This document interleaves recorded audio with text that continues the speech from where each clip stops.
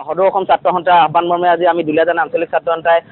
মাধ্যম যি বিৰোধী মাধ্যমৰ বিৰোধী আমি আজি প্ৰতিবাদ সাব্যস্ত কৰিছোঁ আৰু চৰকাৰক ইয়াৰ পৰা জনাই দিব বিচাৰিছোঁ যে মাধ্যমৰ ওপৰত তেওঁলোকে হাত দিয়া বন্ধ কৰিব লাগিব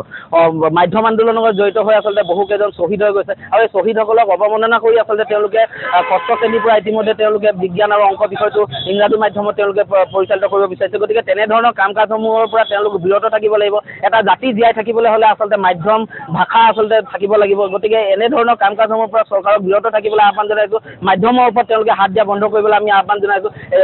অনাগত দিনত যদি এই কাম কাজসমূহৰ পৰা চৰকাৰ বিৰত নাথাকে তেন্তে ইয়াতকৈ গণতান্ত্ৰিকভাৱে আমি কঠোৰ কাৰ্যসূচী হাতত ল'বলৈ বাধ্য হ'ম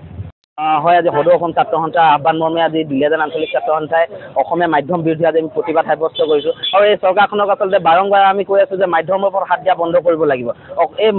মাধ্যম আন্দোলনৰ লগত জড়িত হৈ আচলতে বহুকেইজন শ্বহীদ হৈ গৈছে গতিকে শ্বহীদক অৱমাননা কৰি তেওঁলোকে মাধ্যম নিষেধ কৰাৰ যি ষড়যন্ত্ৰ ৰচনা কৰিছে এই ষড়যন্ত্ৰ তেওঁলোকে বন্ধ কৰিব লাগিব আৰু নেতৃত্বাধীন চৰকাৰখনে এটাৰ পিছত এটা জাতিধ্বংসী সিদ্ধান্ত গ্ৰহণ কৰি আহিছে আৰু শেহতীয়াকৈ বিজেপি চৰকাৰখনে ভাষাটোৰ ওপৰত আক্ৰমণ কৰিছে তেখেতলোকে অসমীয়া মাধ্যমখন নিষেধ কৰিব বিচাৰিছে আৰু এই কাৰ্যক আমি গৰিহণা জনাইছোঁ সেয়ে আমি আজি প্ৰতিবাদী কাৰ্যসূচীৰ যোগেদি বিজেপি নেতৃত্বাধীন চৰকাৰখনক ক'ব বিচাৰিছোঁ যে আপোনালোকে এই সিদ্ধান্ত অতিকে প্ৰত্যাহাৰ কৰক নহ'লে অন্যান্য দিনত ইয়াত জংগী কাৰ্যসূচী ল'বলৈ আমি বাধ্য হ'ম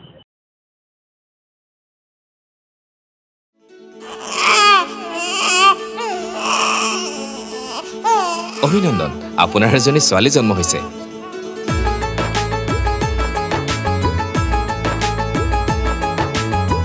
লাহি পাহি এজনী পৰি আহিলে ঘৰখন